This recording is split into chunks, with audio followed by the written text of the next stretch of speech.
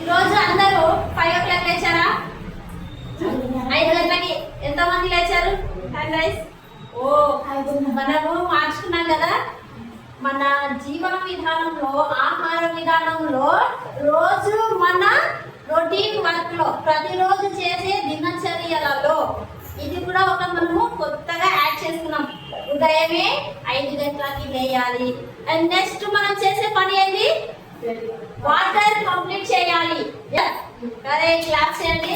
Madam కొత్తగా వచ్చారు. 3 days trial back లోనే మనం ఎంత వాటర్ తీసుకోవాలనేది తెలుసుకున్నారు చూడండి. ఓకే, ఇలాగే మనము ప్రతిరోజు రావడం వల్ల ప్రతిరోజు ప్రతి ఒక్క కొత్త విషయాన్ని నేర్చుకొని దాన్ని మనం ఆచరించడం ద్వారా మనలో మార్పు వస్తుంది. ఆ మార్పు రావాలి అంటే మనకి చెప్పే వాళ్ళు ఉంటేనే కదా మార్పు వచ్చేది. చాలా మంది పెద్దవాళ్ళు ఒక సామెత అంటారు, చెప్పే వాళ్ళు లేక వినే వాళ్ళు చెడిపోతున్నారు అని. అంటే షార్ట్ కట్ ని ఎంచుకుంటారు, అంటే తొందరగా గమ్యాన్ని చేరేదాన్ని ఎంచుకుంటున్నారు. కానీ ఆ తొందరపాటులో మనం ఎక్కడైనా గుంతలు లోతుల్లో పడతామేమో అనేది ఆలోచించట్లేదు. చక్కగా ఉన్న దారిలో ఒక 15 నిమిషాలు లేట్ అయినా పర్వాలేదు, మనం ప్రయాణించవచ్చు.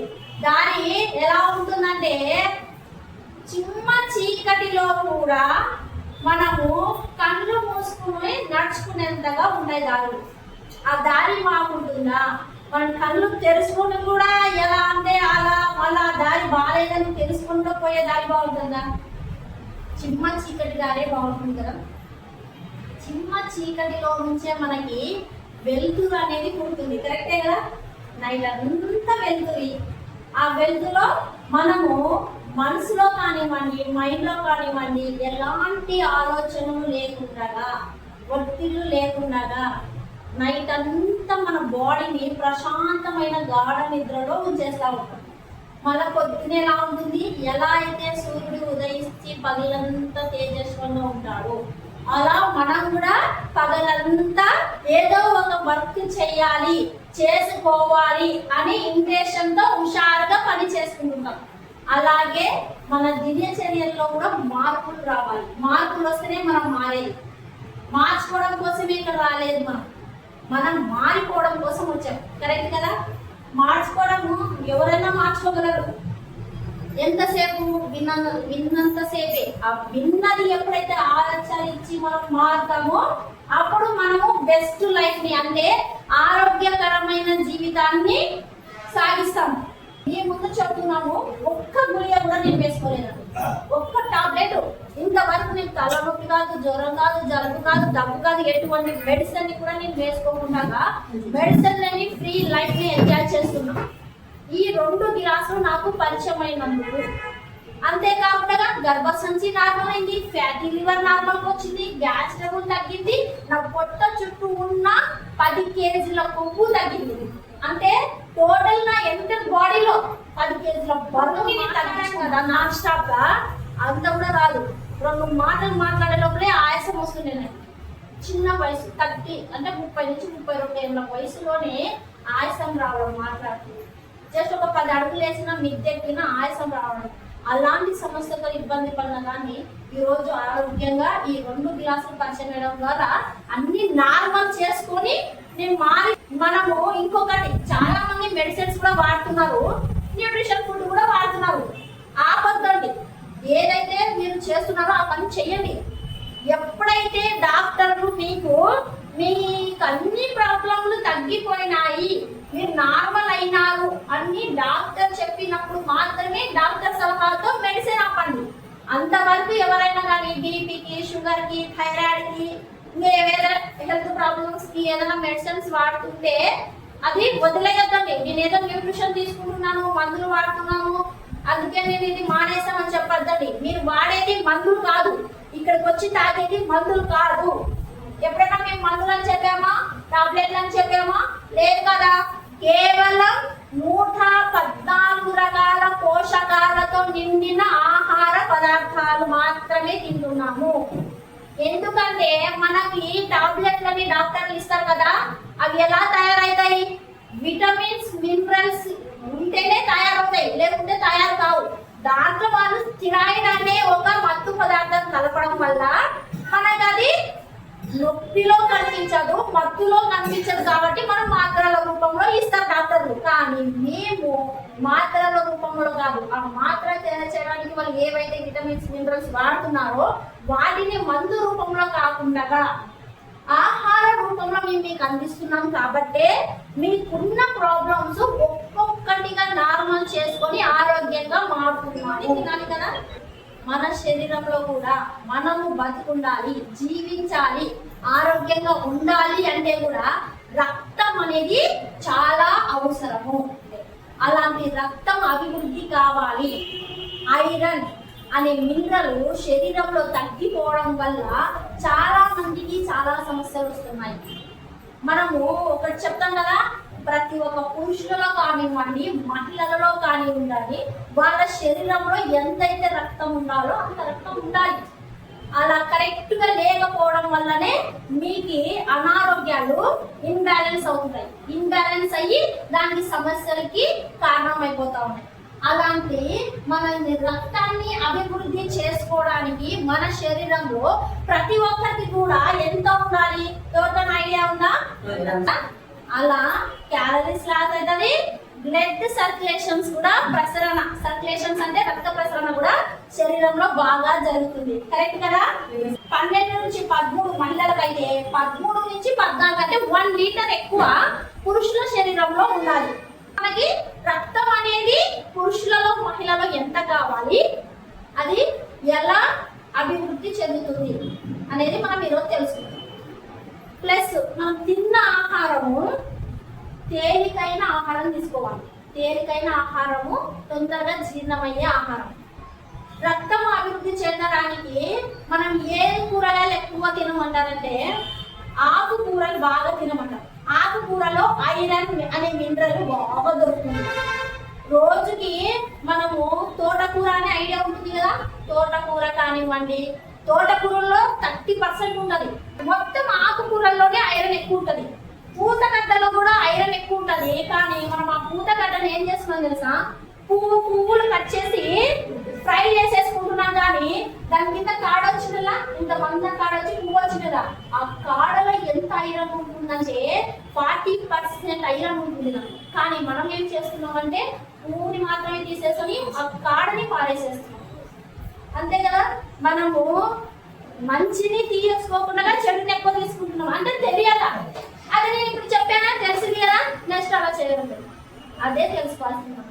ఆ దాంట్లో కూడా మనకి ఐరన్ అనే మినరల్ ఎక్కువగా లభిస్తుంది. అలా అని ప్రతిరోజము మనం రక్తం అభివృద్ధి చెందుతుందని రక్తం పెరగడానికి వీలైన ఆహారమే తీసుకుంటూ ఉంటే సరిపోతుందా? సరిపోదు. కరెక్ట్ కదా, సరిపోదు. రోజు కూడా మనము తినలేము. కానీ మనకి 120 ట్రిలియన్స్ రోజుకి 120 ట్రిలియన్స్ రక్త కణాలు చనిపోతా ఉంటాయి, పుడతా ఉంటాయి. అంటే మనలో నా చెడ్డోడు మంచోడు ఇద్దరు ఉన్నారన్నాం కదా. Good bacteria, bad bacteria, good fat, bad fat ఎలా అయితే ఉంటాయో మన రక్తం కూడా సంకోచ వ్యాకోచం చెందినప్పుడు కూడా ఎప్పుడు పుట్టిన కొత్త ట్రిలియన్స్ కణాలు కూడా మనకి ఒక రోజుకి మాత్రమే. ఎందుకంటే మనం రోజు తింటున్నాం కదా, రోజు తిన్న ఆహారంలో శక్తిగా కన్వర్ట్ అయ్యేది మళ్ళా ఏమవుతుంది, వ్యర్థ పదార్థాల రూపంలో కొన్ని చనిపోతా ఉంటాయి. అంటే పుడతా ఉంటాయి, చనిపోతా ఉంటాయి. తింటా ఉంటాము, అరుగుతా ఉంటాము, జీర్ణం చేసుకుంటా ఉంటాము, శక్తిగా మార్చుకుంటాము. వ్యర్థ పదార్థాలని బయటికి పంపించలేకపోతున్నాము. అలా బయటికి పంపించలేకపోవడం వల్లనే మనకి ఇన్ని హెల్త్ ఇష్యూస్ వస్తున్నాయి. మనకి ఎక్కువగా రక్తంలో ఇప్పుడు మీకు ఐడియా ఉందా, ఇక్కడ చూడండి ఫిగర్, రక్తం నాళం. ఇది రక్త నాళంలో పసుపు పచ్చ కలర్ లో కనిపిస్తుంది కదా, అది ఏం తెలుసా? కొవ్వు పదార్థము. మన రక్త నాళాలలో కొవ్వు పదార్థం అలా పేరుకుంటా వచ్చినప్పుడు, అంటే కొవ్వు కూడా ఎలా తయారవుతుందంటే రక్తంలో ఉన్న వ్యర్థ పదార్థాలు చెప్పుకొని అక్కడక్కడ తగులుకుంటా పోవడం వల్ల, అంటే పల్చగా లేకపోలేదు, మందం ఉంటుంది రక్తము. మందమైనప్పుడు ఏమవుతుందంటే అక్కడక్కడ ఆగిపోతుంది. అంటే ఎగ్జాంపుల్ గా మనం మురికి కాలువల్లో నీరు ఎక్కువ పోతుంటే పుల్లలు రాళ్ళు అవి ఎట్లా పోయి ఒక చోట గట్టి నిలబడుతుంది కదా, అడ్డము మళ్ళీ ఏమన్నా వాటర్ ఎక్కువ వచ్చిందంటే కొట్టుకుపోయి ఒకే చోట ఎలా అవుతుందో మన బాడీలో ఉన్న రక్తం కూడా కొవ్వు పదార్థం చెత్త రూపంలో ఆపేస్తుంది. ఆ చెత్త రూపంలో కొవ్వు పదార్థం ఆగిపోయినప్పుడు మళ్ళా మనం తిన్న ఆహారం ద్వారా అభివృద్ధి అయిన రక్తము ప్రసరణ కాక ప్రెజర్, ఆ ప్రెజర్ లెవెల్ అనేది పోకుండా ఆపేస్తుంది. ఆపేసినప్పుడు మళ్ళీ మనం బలంగా దాన్ని రక్త ప్రసరణ చేయాల్సిందే కదా. చెయ్యకుంటే మన బాడీకి రక్త ప్రసరణ అనేది ఆగిపోతుంది. ఆగిపోయినప్పుడు ఏమవుతుంది? హార్ట్ అటాక్ కి గురి అవుతాము. మనకి శరీరంలో రక్త ప్రసరణ అనేది కాకపోతే ఫస్ట్ గా మనకి సంభవించే కారణం ఏది అంటే హార్ట్ అటాక్. రెండోది ఏమి? Brain stroke. అంటే మనం గుండెకి రక్తం ఆడాల్సిందే, బ్రెయిన్ కి రక్తం ఆడాల్సిందే. అలా బ్రెయిన్ స్ట్రోక్ రావడము, అంతేకాకుండా మన శరీరంలో రక్తం అనేది ఎలా అయితే ముక్కాలలో చెత్త పేరుకుపోతుందో అలా రక్తం అనేది ప్రసరణ రాకుండా ఒక చోటు గూడు కట్టేస్తా ఉంటారు. చాలా మందికి చెప్తా ఉంటారు కదా, తలలో రక్తం గూడు కట్టేసిందంట, కోమలకి వెళ్ళిపోయిందంట అని చెప్తా ఉంటారు కదా. కానీ కోమలకి వెళ్ళిపోయినాక డాక్టర్లు ఏం చేశారు? డైలీ ఆ రక్తం అనేది వేడికి పగిలిపోయి మళ్ళా రక్తనాళాలలో ప్రసరణ అవుతే మళ్ళా వాళ్ళు అన్కాలసిస్ అంటే కోమల నుంచి బయటకు వచ్చి బతుకుతారేమో అని వాళ్ళ ప్రయత్నాలు వాళ్ళు చేస్తూ ఉంటారు. ఇంకొకటి, మన శరీరంలో కూడా మందమైన రక్తాన్ని పలుచ చేయడానికి అంటే ఎలా పలుచ చేస్తారు? ఏమైనా వాటర్ కలిపి పలుచ చేస్తారా? కాదు. వేడి అనే మెడిసిన్ అంటే విటమిన్ B12 మనకి చాలా అవసరం. మన శరీరంలో రక్తం అభివృద్ధి కావాలంటే విటమిన్ B12, B కాంప్లెక్స్ అనేటివి మన శరీరానికి చాలా అవసరం. అదే రక్తాన్ని అభివృద్ధి చేసేది. అలాంటి రక్తాన్ని అభివృద్ధి చేసేది ఆహార రూపంలో తీసుకోకుండా మనము విటమిన్స్, మినరల్స్ రూపంలో ఈ 2 గ్లాసులలోనే మనకి అది దొరుకుతుంది కాబట్టి మన బాడీలో ఏదైతే బీపీ, షుగర్, ఇంకొకటి రక్త ప్రసరణ ఎక్కువైనప్పుడు బీపీ పెరిగిపోతుంది కదా. మనము పారే పొలాలకి ఒక చెయ్యి అడ్డం పెట్టామంటే ఫాస్ట్ కొంత దూరం ఉంటుంది. అదే చెయ్యి అడ్డం పెట్టకుంటే ఇక్కడ వరకే వస్తుంది. అలా మన బాడీలో రక్త ప్రసరణ ఎక్కువైనప్పుడు అంటే ఒత్తిడి వల్ల, టెన్షన్ల వల్ల కొంచెం ఎక్కువైనప్పుడు ఏమవుతుందంటే పక్షవాతం అన్నారు చూడండి. అలా ప్రసరణ ఎక్కువైపోయినప్పుడు కూడా మనకి ఒక కాలు, ఒక చెయ్యి, కన్ను, ముఖం అనేది పారాలసిస్ అంటే పక్షవాతం వచ్చి పడిపోతుంది. అది ఎలా ఉంటుందండి? ఒక నరకం అండి. పక్షవాతం అంటే చచ్చిపోయేంత వరకు ఒకరితో మనం చేయించుకుంటా సాగాలి. అలాంటి పరిస్థితి బ్లడ్ ప్రెజర్ తో బీపీ ఎక్కువైతేనే పక్షవాతం వస్తుంది. ఎందుకు బీపీ పెరుగుతుంది అంటే మన రక్తంలో ఉప్పు ఎక్కువైనప్పుడు తీసుకునే నూనె పదార్థాలు కలిసినప్పుడు, ఎందుకంటే నూనె పదార్థాలు ఉప్పు కలిసినప్పుడు కొవ్వు పదార్థాలు పేర్కొంటాయి, ఉప్పు పదార్థాలు ఎక్కువైతాయి. ఎప్పుడైతే శరీరంలో ఉప్పు పదార్థాలు, కొవ్వు పదార్థాలు ఎక్కువైతావో అప్పుడు మనకి విటమిన్ B9, ఫోలిక్ యాసిడ్, మనకి చాలా మందికి ఐరన్ టాబ్లెట్స్ ఇస్తారు కదా డాక్టర్లు. గర్భవతులకు కానివ్వండి, మనకి కూడా రక్తం తక్కువ ఉందంటే ఫోలిక్ యాసిడ్ అనే టాబ్లెట్స్ ఇస్తారు. ఇప్పుడైతే రక్తం ఎక్కియాలంటే వేరే వాళ్ళది ఎక్కిస్తారు. ఆ వేరే వాళ్ళ రక్తం మన బాడీలో మొత్తం చేరాలి, కలిసిపోవాలి అంటే కూడా 6 నెలలు పడుతుంది. కానీ మనకు అంత అవసరం లేదు. రోజుకు మనమే తినే ఆహారంతోనే రక్తం అభివృద్ధి చేసుకోవచ్చు. రోజుకి ఎందుకు? మనం తీసుకునే ఆహార పదార్థాల వల్లే. ఆహార పదార్థాలు తేలికంగా తొందరగా జీర్ణమయ్యే ఆహారం తీసుకోవాలి. బ్లడ్ ఇంప్రూవ్మెంట్ తక్కువ ఉన్న వాళ్ళు జ్యూస్ రూపంలో కూడా తీసుకోవచ్చు. క్యారెట్ జ్యూస్ అంట, బీట్రూట్ జ్యూస్ అంట, అలా జ్యూస్ రూపంలో కూడా తీసుకోవచ్చు. అలా తీసుకోండి అంటే రోజు తీసుకోలేము. రోజు క్యారెట్ జ్యూస్ తాగలేము, రోజు బీట్రూట్ జ్యూస్ తాగలేము. ఒక రోజు 2 రోజులు తాగేసేపాటికి విసుగు వచ్చేస్తుంది. కానీ మనకు అలా లేదు.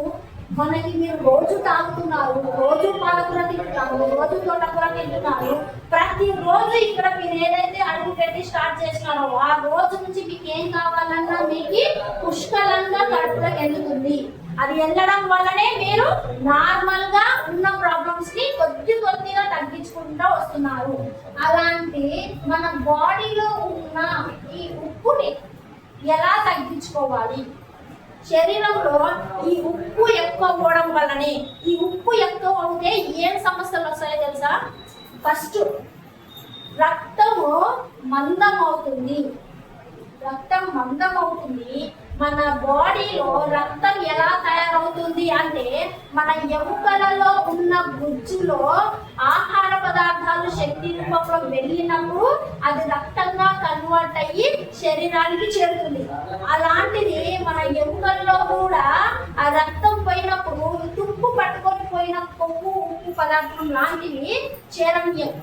అలా చేరయ్యినప్పుడు ఏమవుతుందంటే మనకి కీళ్ళ నొప్పులు వచ్చేస్తాయి. బోర్డ్స్ కదా, చాలా మందికి నొప్పులు వచ్చేస్తున్నాయి అంటున్నారు కదా. ఎందుకు నొప్పులు వచ్చేస్తున్నాయంటే ఉప్పు శాతం అనేది ఎముకలలో తుప్పు పట్టిపోయినాయి. ఆ తుప్పు పట్టిపోయిన తుప్పు తెగిపోయేంత వరకు గ్రీస్ అందియాలి. ఆ గ్రీస్ ఎలా అంటే రక్తం. ఆ రక్తం అనే గ్రీస్ ని మనము ఆహార పదార్థాల ద్వారా అందించాలి.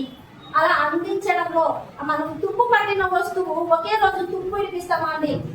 ఇడిపియలే కదా, కొంచెం టైం పడుతుంది కదా.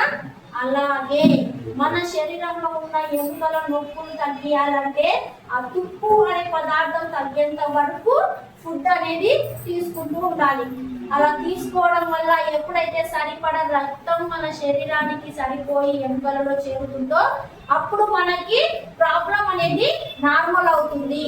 ఇంకొకటి ఏముంది, మనం తీసుకునే ఆహార పదార్థాల ద్వారా రక్తంలో అభివృద్ధి చెందుతుంది అన్నాం కదా.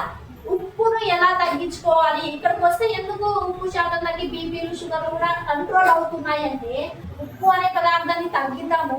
వంట చేసేటప్పుడే ముందే ఉప్పు కారాలు కలిపి పెట్టలేదండి. కారాలు కలుపుకొని మసాలాలు కలుపుకొని తాలింపులు వేసేసుకోండి. ఎప్పుడైతే ఇప్పుడు దించేస్తామో అయిపోయింది అని మీరు అనుకుంటారో అప్పుడు ఉప్పు కలిపేసుకొస్తున్నాయి. కాబట్టి మనకి ఆయాసం రావడము, కొవ్వు పదార్థం పేరుకున్నప్పుడు ఆయాసం కదా. మన రక్తంలో తయారయ్యేదే శక్తి. ఆ శక్తి వ్యర్థ పదార్థాల రూపంలో కొవ్వు తయారు చేస్తుంది. లివర్ స్టోరేజ్ తీసుకొని పెట్టుకుంటుంది. మనకి ఇంకొకటి చిన్న చిట్కా అండి, మన బాడీలో రక్తాన్ని ఎలా పల్చా చేసుకోవాలంటే మెడిసిన్ లేకుండా, ఒకరి రక్తం ఎక్కించుకోకుండా, టాబ్లెట్స్ లేకుండా, మనము ఆ కూరగాయలు ఈ కూరగాయలు ఆ పనులు ఈ పనులు లేకుండా కూడా మన రక్తాన్ని పల్చ చేసుకోవచ్చు. ఎలా పల్చ చేసుకోవచ్చు తెలుసా? కంటి చూపు కూడా తగ్గుతుంది. రక్తము మందం అవ్వడం వల్ల కంటి చూపు కూడా తగ్గిపోతుంది. ఎందుకంటే రక్తనాళాలలో మన మైండ్కు రక్తనాళాల కళ్ళలో చాలా చిన్న పొరలు ఉంటాయి. వాటిలో రక్తం పడాల్సిందే కొంచెం ఇట్లా పడిందంటే కన్ను ఎంత ఎర్రవుతుంది, కన్ను నరాలు కూడా ఎర్రగా కనిపిస్తలా. అట్లా నరాల్లో కూడా రక్తం పడాలి కదా, ఆడకుండా ఆపేస్తుంది. కాబట్టి మనకి కంటి చూపు కూడా తగ్గుతుంది. ఆ రక్తం అనేది మందిపోయి ఆ మందమైపోయి రక్త పరిశ్రమ తక్కువ అవ్వడం వల్ల కూడా మనకి కంటి చూపు అనేది తగ్గిపోతుంది. కాబట్టి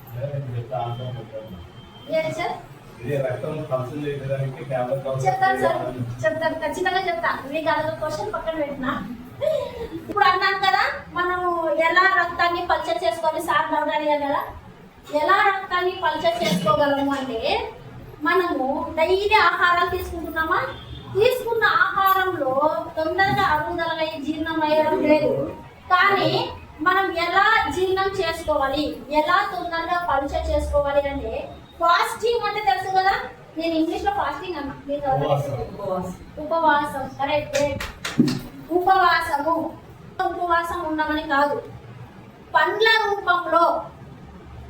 రూపంలో తొందరగా జీర్ణమయ్యే ఆహారాలు అంటే ఫైబర్, విటమిన్స్, ప్రోటీన్స్ అలాంటివి ఏదో మనకు కావాల్సింది.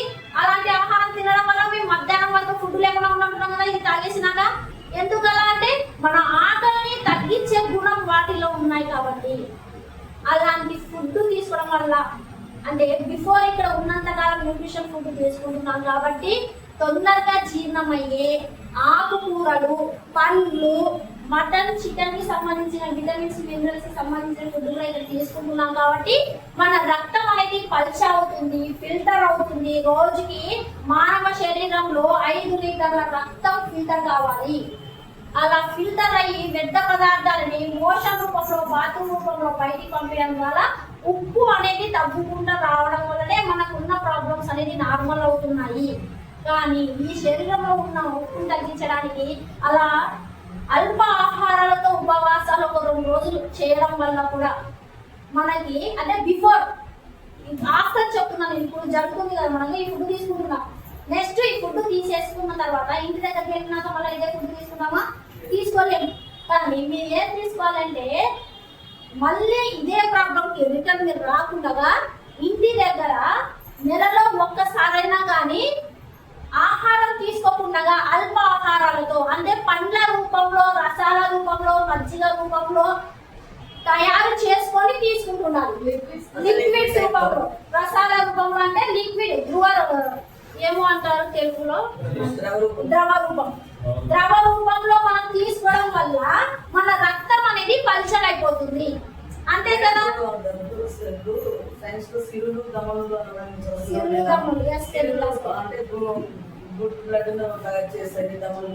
చెడు గడ్డ పదార్థాలను చేస్తారు మనకి. అదే కదా గుడ్ ఫ్యాట్ బ్యాడ్ ఫ్యాట్ అంటే అంటే రక్తంలో తయారయ్యేది శక్తి ప్లస్ వ్యర్థ పదార్థాలు. అదే మన బాడీలో మెయిన్. సంకోచం వ్యాకోచనాలు అంటే ఏదనో, సిరులు దమ్ములు అంటే కూడా అదే. కానీ మనకు అవి కరెక్ట్ గా ఉన్నప్పుడే, సిరులు అంటే ఏం తెలుసా, మన బాడీలో ప్రతి ఒక్క కణాలకి నరాలకి రక్తం సరఫరా అయ్యేదాన్నే సిరులు అంటారు. దమనలు అంటే మనకి గుండెకి రంధ్రాలు ఎలా ఉంటాయో అలా రంధ్రాలు అంటే నరాల రూపంలో చేరడానికి, ఎముకలలో శక్తికి. ఎందుకంటే వ్యర్థ పదార్థాలు ఎక్కువగా మన బాడీలో ఎక్కడ ఉంటాయి అంటే ఎముకల దగ్గరనే ఉంటాయి. ఆ ఎముకల దగ్గర ఉన్న ఆ వ్యర్థమైన కొవ్వు పదార్థాలను కరిగించి బయటికి పంపించాలి అంటే మనకి ధమనులు పనిచేస్తాయి. అలాంటి పని చేసే విధానం కావాలి అంటే ఫస్ట్ ఏం తగ్గాలి, మన శరీరంలో ఉప్పు తగ్గాలి. ఎప్పుడైతే ఉప్పు తగ్గుతుందో బీపీ కంట్రోల్ అవుతుంది, హార్ట్ కి రక్త ప్రసరణ బాగా జరుగుతుంది, తిన్న ఆహారం తేలికగా తొందరగా జీర్ణం అవుతుంది, అది శక్తిగా మారి ప్రతి ఒక్క అవయవానికి మంచిగా రక్త ప్రసరణ ఎప్పుడు జరుగుతుందో అప్పుడు కంటి చూపు నార్మల్ అవుతుంది, బాడీలో ఉన్న కొవ్వు తగ్గిపోతుంది, ఎంతైతే కొవ్వు మంచిది కావాలో అంత కొవ్వు తయారవుతుంది. మనం తయారయ్యే రక్తంలోనే మంచి కొవ్వులు చెడు కొవ్వులు కూడా తయారవుతున్నాయి కదా. ఇప్పుడు తిన్న ఆహారం అదే కదా పనిచేస్తుంది, తిన్న ఆహారం జీర్ణం కాకనే కదా కొవ్వులు తయారవుతున్నాయి. అదే తయారైన వాటిలో కొద్దిగా మాత్రమే మంచి కొవ్వులు ఉంటున్నాయి. మంచి కొవ్వు లేకుంటే మనిషి జీవించరు. అలా మన శరీరంలో కూడా ఈ వ్యర్థ పదార్థాలని, ఉప్పు శాతాన్ని తగ్గించుకుంటేనే ఆరోగ్యం అనేది బాగా ఉంటుంది.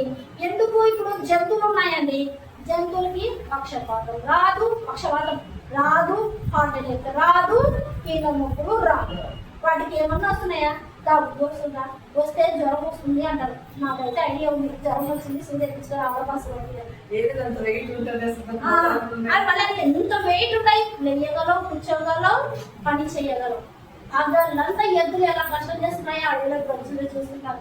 కానీ వాళ్ళకి నైట్ పనుకుంటే నొప్పులు అనిపించవు, వాళ్ళకి ఒకటే దాన కావాలని కదా. ఆ దాన అనే రూపము వాటికి మనం ఈ పచ్చడైన కూరగాయల ఆకుకూరలో ఎట్లయితే మనకి పోషకాలు, ఐరన్స్, మంచి విటమిన్స్ లభిస్తున్నాయో వాటికి కూడా సంబంధించిన తౌడు అనే పదార్థాలలో, తర్వాత వాళ్ళు ఇచ్చే మనకి చాలా మంది అది పిండి తయారు చేస్తారు చూడండి, రాగి పిండి, రాగి కానివ్వండి, తౌడు కానివ్వండి, సద్దలు పిండి పట్టిస్తారు అలాంటివి. ఎందుకంటే వాళ్ళు పిండి రూపంలో మనం ఏదైతే పారేయాలన్నామో ఆ పారేసే ఆహారాన్ని వాటి తినిపించడం వల్లనే అవి ఆరోగ్యంగా ఉన్నాయి. పాలిష్ చేసి నైస్ గా ఉన్న ఆహారాలు తిని మనం అనారోగ్యం పాలవుతుంది. వాటికి ఎలాంటి హార్ట్ అటాక్లు, పక్షవాతాలు, హెల్త్ ప్రాబ్లమ్స్ రావడం లేదు, కానీ మనకు వస్తున్నాయి. ఎందుకు అలా అంటే మనలో రక్త ప్రసరణ, జీర్ణాశయం అనేది కరెక్ట్ గా ఉంచుకున్నప్పుడే ఆరోగ్యంగా ఉంటాము.